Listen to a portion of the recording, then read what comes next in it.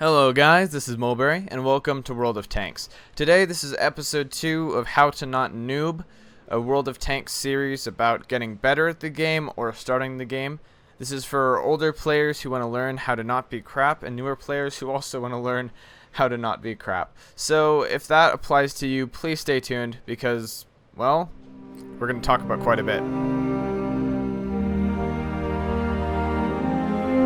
Before we get to the battles, there are a couple of things we need to talk about. The first thing is what's called random battle mentality, or your main objective when you're actually playing World of Tanks. What you are actually hoping to do when you get into a battle. And as I see it, and as QB sees it, there are 3 basic ways to play. 1, for stats.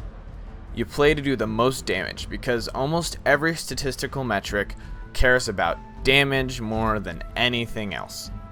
And that's good, because in many ways, doing damage is one of the best ways to win the game. However, there are situations where you choose to do damage over winning the game, and we'll get to that later. But that's one of the ways to play. Playing for damage, playing for stats. Another way to play is to play for what are called marks of excellence. If you're new to the game, you don't know what these are, and I honestly wouldn't worry about them. But they're basically like little barrel markings. If I were to show you, for example, my Cromwell B, this has 2 barrels. This means that, in this case, this tank, I have worked up to a point where I am better than 85% of all other players in this tank in terms of just damage and spotting. That's no other metric, just damage and spotting. And in fact, I'm actually much higher than this in this tank currently. I'm almost to my 3rd mark, which is 95%. But just for now, over my past 100 battles, even when I was running this tank, I am better than 85% of players. And that's what marks of excellence are. They count your spotting damage, and they count basically your spotting damage, also known as your assistance damage. So whenever you track a vehicle and it gets hit, or whenever you spot it and it gets hit due to your vision. And it also counts your normal damage. So you have a 5,000 spotting damage game and do 0 damage. That is heavily rewarded by marks of excellence, but because stats don't actually track spotting damage, it would be bad for playing for stats. But it could also be really good for playing for win rate. So, this is the 3rd type, playing to win. And the main thing about playing to win is that you do whatever it takes to win the battle. You don't just focus on damage, you don't just focus on spotting. You basically try to be that all-around tank that does a lot of damage, spots a lot for your team. You're basically the tank that gives your teammates the capability to do more than what they could on their own. You're that good guy. You're the guy who pushes them forward, who either takes the hit for the low health tank behind you so that he can pop out and kill the guy, or vice versa. Maybe you take some killing shots instead of doing extra damage with your big gun. And playing to win is basically doing whatever it takes to win the battle. I mean, it seems simple, but there's a difference between playing to win, playing for damage, and playing for marks of excellence. Today I'm going to be talking about arguably the best way. Playing to win is probably the best way to play World of Tanks, because if you start playing to win, you start getting good, all the other your stats will come along naturally. So, what exactly is playing to win? Well, I just described it, and you're going to see a lot of examples of it as I'm going to talk about each battle after I'm done with it, about why I do what I do and why I took those shots and blah blah. But in a nutshell, it is doing whatever it takes to win the game. Whether that's taking all the kills, doing a lot of damage, whatever. You read the battlefield, you read what needs to be done, and you get it done. That's how you win. Very basic nutshell. And I'm going to show you exactly how to do this in this upcoming battle replay and everything else. But that's what you have to keep in mind. When you get into a battle, you figure out what you need to do, where you're going to be needed, and you go there and you do it. This doesn't mean dying selflessly for your team as a martyr. What this means is being in a position where you make yourself the MVP, the most valuable player, the best player on that team. You figure out what's going to happen in the battle, you figure out where you're going to be needed, and you play to the fact that someone's going to be needed there. And if you do that, it can work really, really well. So I think that's all I really need to talk about. I'm going to get into the battles here, and they're very good games. 4,000 plus WN8, both of them. Just some casual battles that I played this morning, first 2 tries. And I think that they'll really help people in terms of like actually seeing how I think, how I do stuff. I'm a pretty good player myself. I've been pushing 3000 WN8 in my recents category, so that's super Unicum level for all of you that are new to the game. If you haven't watched my stats video, please do. It's very good, and it'll definitely teach you a lot about how this all works. If you want to see the mods that I'm using in this gameplay, I have a video. It's called like my Aslan's mod pack and my Unicum settings. It's horribly underviewed, so please go check that out. But other than that, here we go. Here are the battles. Okay, so in this case, win chance is 50%. I happen to be the best player in this game by a large margin. Let's see, my team is basically all noobs. None of them have had that many battles, and those that have aren't actually super good at the game. Enemy team, their Skoda T24 is very good. Well, I say very good. He's very good comparatively. He's an average player at best.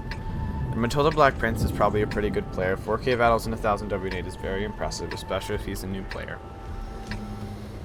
They happen to have more heavy tanks. We happen to have more heavy tanks. They happen to have more mediums. Same number of tank destroyers.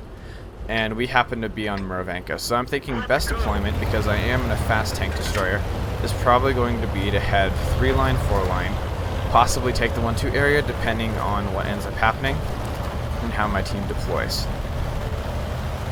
So first thing in this battle, you'll notice that I basically look at the team list, I figure out what's going on, I figure out where they're going to have advantages, what tanks I'm going to have to prioritize as targets. I know it's called XVM sniping, but it's generally just looking at which tanks are the most lethal and choosing them as your priority targets so they have the best chance of killing you.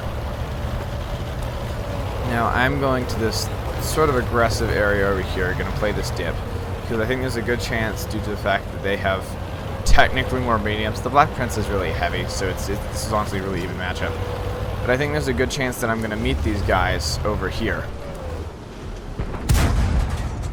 Critical hit.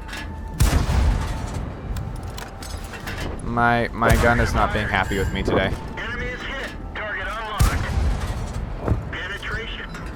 Somebody else hit him at the same time. There we go. They're knocked out. Penetration. Now it's just doing damage. That's my goal in this game. Because I'm in a position where I have a lot of damage that I can be doing, and I can really help my team by doing this damage.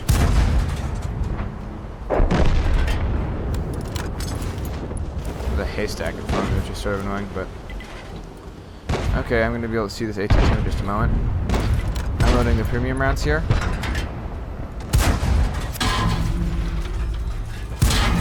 Yep, I need to get out. I shouldn't have stayed there for that long. That was a misplay. MX-40 is center. I have gun depression. I should be playing this ridgeline over here on my left. I should keep my eyes on this MX-40. Probably will take him out in just a moment, so I have the gun depression to do so. Currently my team, there's nothing over here, so I'm going to have to watch for push through this area, because if you look, we only have like half their team spotted, so there's a good chance that if we don't push through this area aggressively, we're going to get basically pincer movemented. That's not even a verb, but we're going to get pincered, and this is going to be a losing battle for us by a large margin. So we're just going to have to see. This is going to take probably an aggressive play by me. Though they're already getting stuck in, I'll take the ones that I know I can kill. Enemy armor is damaged. Where'd they go? And I'll damage that one. Yep, there we go. They're knocked out. Yeah, I keep on moving. AMX-40 spotted. He's on low health. It's not a problem for me. This AMX-30... This is my commander view, so that's why this commander mod thing is so important. It lets you look around like that so you can tell where they're looking. Penetration. Ah, shit, I will load. Enemy armor is hit. Sweet, there we Enemy go. armor is So he's destroyed. taken out. There's a Crusader over in base. They're probably going to get shots at him before I do. I might as well stop. Take some damage here. Our base is still not compromised yet. I'm only taking these shots because I think that I might be able to do something with them. Artillery, better shot. He's probably dead now, but I might be able to go before anyone else. Nope. Okay. Now this is a game that's basically, it's over. We pushed through effectively. They didn't really push when they had the advantage over this area, and I decided to do quite a bit of damage. I also wasn't afraid to take the kills, however. it stopped their team from basically being able to do damage to me and doing damage to the other enemies. What is the Black Prince doing, actually? He's not spotted. I'm going to kill this ST-39 because I want his life. His damage is mine. Enemy armor is damaged. Enemy armor is hit. Target locked. That explains a lot. There's the Black Prince. Now, you notice I'm firing on the move. There's just no point for me not to at this point. So, like, I'm not, like, expecting to hit with anything, per se. So I sort of gave myself up there. But Everyone get out. if any one of those shots had hit, he would have died and I wouldn't have gotten killed there. But it didn't really matter. We'd won the game. I was able to make that aggressive play because there was going to be no downside for me doing so. I realized there's a period where I didn't talk, but I think that really does give a show what you can do if you really think about it. I'm going to go into another game. I'm legitimately grinding this. I'm not just seal clubbing, I swear. So let's play something else. Let's say Cromwell. This is a good tank. Okay, initial look. Nobody's really good on either team. There's a guy that's definitely not. Okay, he seems pretty legit. I know a guy who's about this good. This guy's probably sitting about 2K recents, which is impressive.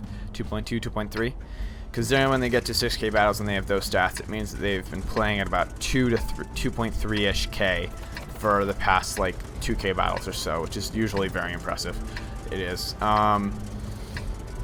Okay, their lineup, all of their top tiers are not super good. Their bottom tiers are mediocre at best. Their very low guys are rather good. I need to watch out for the looks and the artillery, so I can't really stop anywhere. On my team, we're just all generally better. In terms of lineups, we have more mediums, they have more heavies. So taking the hill is going to be really important in this game. I should really start taking it. Hopefully people are already going to go there. But besides that, and people roaming each other, because it is the beginning of Gap after all. Doop, doop, doop, doop. It's time to go get some more jubbly goodness. Work on the third mark for this beautiful tank.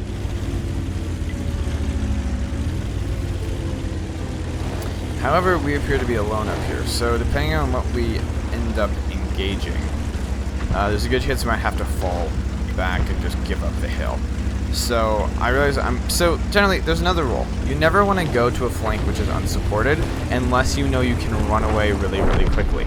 I'm in probably the fastest tank in this game, which means that I know that if I get engaged and people really start getting screwed.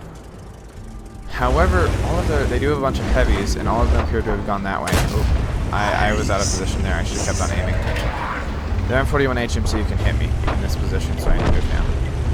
But once the AC-4 experimental gets up here, I should be able to start pushing up.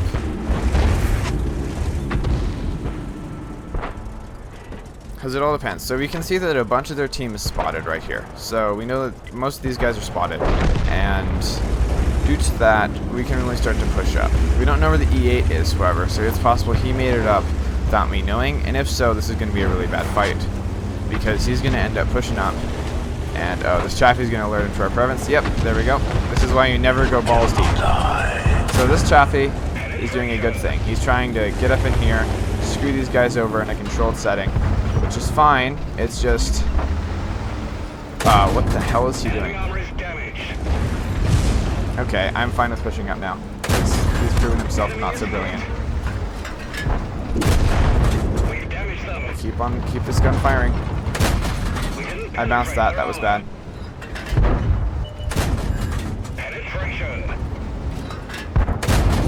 Okay, there we go. Oh yeah, I have to get up to actually take shots. Forgot. Forgot how the train in this area worked. Sweet, okay, he's taken out. Now we need to push down on the back of this and shoot them in the rear, because that's the only way that we're going to actually allow our team to win this game. Because they're currently getting hammered right here. This VK is a ballsy motherfucker. He's doing really well, a damn good job, but we really need to start carrying this game. There's their M41. I don't care about him. The Chaffee will take care of him most likely. Are any of them turning back towards it? Command to camera is an amazing thing. I've said this a couple times. If you get really good at scrolling out, just going back and like check to see what's going on, there's a good chance you can use it. I should have let that aim in. What bad on me. Enemy armor is hit. Okay, he's down. Well, SU-100, this scares me. But how much health is he on? Okay, not that much. I can kill him with a shot. They're gonna be up here to my left. Ready to fire. Enemy armor is damaged. Poor guy. His driver, I think, was dead. He was moving slowly. Okay. So I could have pushed more aggressively in this game, if I'm being honest. That's their good looks that is still left alive. He's dangerous. However, I have about 15 seconds with him before he's gonna, like, be a problem. And he cannot actually kill me now. Unless he gets very lucky. There we go, let's go.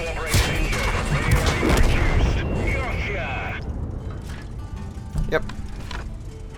So if you notice, I make super suicidal plays at the end of all of these games. And it's because, it's honestly because, if you notice, I have the health to, at the end of the game, look at what's going on around me and decide, oh wow, now it's time to go and use my health to its advantage. I can be hyper aggressive because I know I can take a hit. I charged that SU-100 without checking which direction he was facing because I knew even if I took a hit from him, it wasn't going to ruin the game for my team. There was almost no chance that those guys, like the 2 left alive, were going to win against like the 8 enemy tanks that were left on my team. There was almost no chance. And the other part about that is I didn't stop moving. You notice in that poke and peek fight, I kept on doing damage. I didn't actually prioritize targets because I knew my friends were there with higher alpha. When I saw a guy on 150, I left him because I knew like one of the other guys would finish him off. And then I focused on the other guy because I had the damage per minute. There's no reason for me to waste a shell because in that situation I knew I had the support. If that was a solo 2 versus 1, which I realized in that situation I could have won because they were both the Cromwell and the E2 E8 did as good as they could, but they didn't play well, obviously.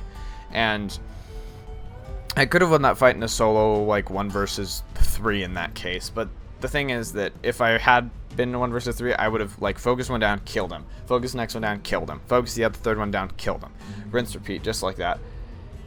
However, because I had that support, I was able to not do that. Long story short, I prefaced the video talking about the different ways to play, and I think I've highlighted pretty well playing to win and playing to damage, and how they're really closely intertwined. But in both of those cases, when it came down to it, I went for the kills because I knew that my team would win if I went for the kills. So, end all be all,